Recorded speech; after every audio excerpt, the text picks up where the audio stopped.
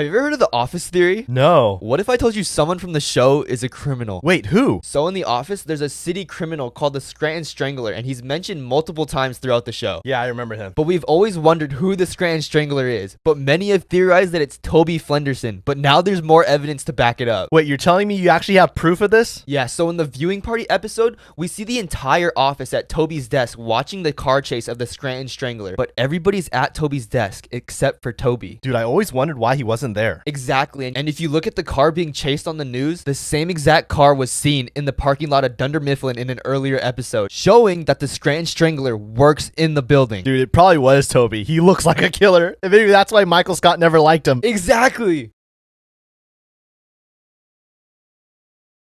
Have you heard of the Captain America theory? No. So remember at the end of Avengers Endgame, we see that Captain America takes back the Infinity Stones and puts them back in the past? Dude, Endgame was so good. But remember when Black Widow and Hawkeye go to Vormir? Red Skull says, a soul for a soul. So Black Widow sacrifices herself for the Soul Stone. Yeah, that was a sad scene. Okay, so this is where the theory comes in, and it's a big spoiler for people who haven't seen Black Widow yet. Oh boy. So the director of the Black Widow movie, Kate Shortland, shot an alternate ending to the movie. Wait, what do you mean? Remember when Yelena whistles by Natasha's grave and no one whistles back? Oh, like that thing they did when they were kids. Yeah, so in the alternate ending, when Yelena whistles, someone whistles back to her the same way that Black Widow did when she was younger. Wait, so you're telling me she's still alive? Well, what if Captain America, when he took back the Soul Stone to Red Skull, he told him a soul for a soul. So he gave back the Soul Stone, and in turn, he gets to bring back Black Widow. And it makes sense since they shot this alternate ending where it implies that Black Widow is still alive. Dude, that just gave me goosebumps.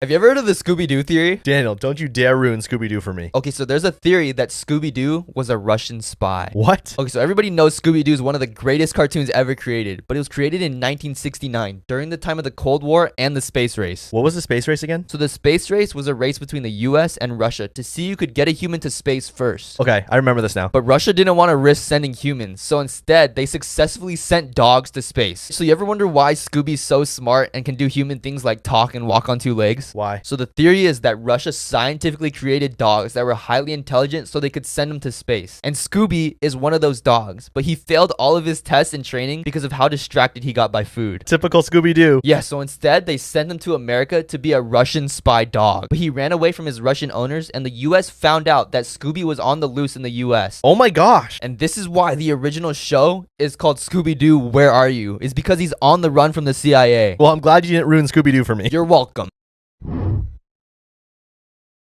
Okay, I may have found out who sunk the Titanic. What? Okay, remember I told you the Titanic never sank and it was actually the Olympic, and JP Morgan owned 3 boats, the Titanic, the Olympic, and the Britannic. He sunk them for the insurance money, right? Right, so there's a theory that all these boats sank because of one person. JP Morgan? No, get this. There's only one person that attended all 3 boats and survived all 3 wrecks, and they call her Miss Unsinkable. You're telling me that this person was on all 3 boats when they had their wrecks and survived? Exactly. Her name was Violet Jessup, and she worked as a nurse on all 3 boats and survived every single wreck. That's suspicious. Right? She survived the Titanic's iceberg, the Britannic's explosion, and the collision of the Olympic. What the? So many theorists have claimed that she was hired to cause all the accidents on every single boat. Well, it makes sense if she's the only person to be on all 3 ships when they had their wrecks and then survived. Exactly.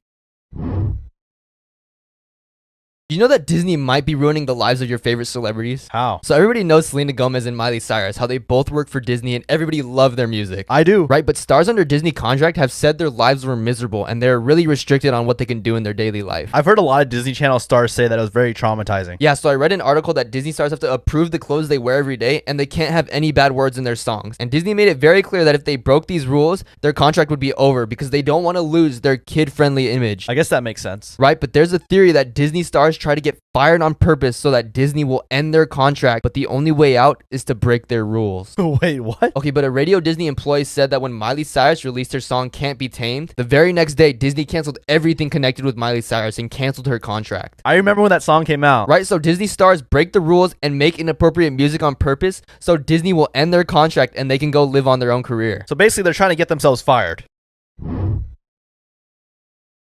So I have a theory about the new Spider-Man No Way Home movie. Wait, what? So you know in the show Loki, how they call the different versions of Loki variants? Which is basically showing us the multiverse, how there's different versions of the same character. Yeah. And you know how it's rumored that Tobey Maguire is going to be in the new Spider-Man movie? Dude, I'm gonna freak out if that actually happens. So this is where the theory comes in. You know in every single Spider-Man movie, we see Uncle Ben and they show how he dies? Yeah. But in Tom Holland's version of Spider-Man, we've never seen what Uncle Ben looks like. Right. What if Tobey Maguire in Tom Holland's variant timeline was actually Uncle Ben? And when Tom Holland sees Tobey Maguire's Spider-Man for the first time, he's going to get really emotional because he looks just like his Uncle Ben. Because Tobey Maguire's Spider-Man is actually a variant of Uncle Ben in Tom Holland's timeline. Wait, that would be so crazy if they connect both universes like that. It would make the movie better because you would see like this relationship that Tom Holland has with his Uncle Ben again.